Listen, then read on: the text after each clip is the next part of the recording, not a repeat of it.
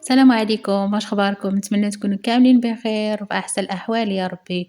صورة خلقت جدلا واسعا على مواقع التواصل الاجتماعي لمحبي الفنانة ابتسام تيسكات ومراد العشابي.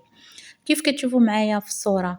فنشرات ابتسام البارح صورة اللي بينات فيها غير راسها، ما بيناتش فيها الطرف الثاني، واليوم بينات الطرفين بجوج اللي هي ومراد العشابي. وكتبات تحت من الصورة: حافظي على حب حياتك في صمت، وتزوجيه في صمت، خططي في صمت، اشتغلي واطمحي في صمت، انكسري وواجهي صراعاتك في صمت، عيشي حياتك بسرية، ثم اتركيهم يزفونك أمام الجميع، واكتشفي وجه حب حياتك أمام الجميع بكل جرأة، واستمري واكشفي لهم عن مولودك الجديد. اجعلي كل تحركاتك سرية، لأن الغيرة ممكن أن توقفك. دعيهم يرون النتائج وليس الخطط. شكرا لكم على دعمكم المستمر وحبكم الكبير. أحبكم جميعا.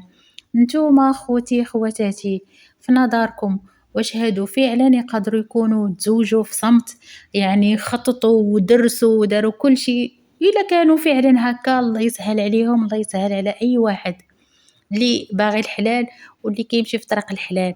ولكن من جهة أخرى، كتظنوا واش أنها عبارة على دعاية لمشروع أغنية جديدة، ولا كيف سبق لي وشرت لكم أنه راه عبارة على زواج حقيقي 100%؟ المهم أنا اللي عليا مني الصورة وانتوما منكم التعليق.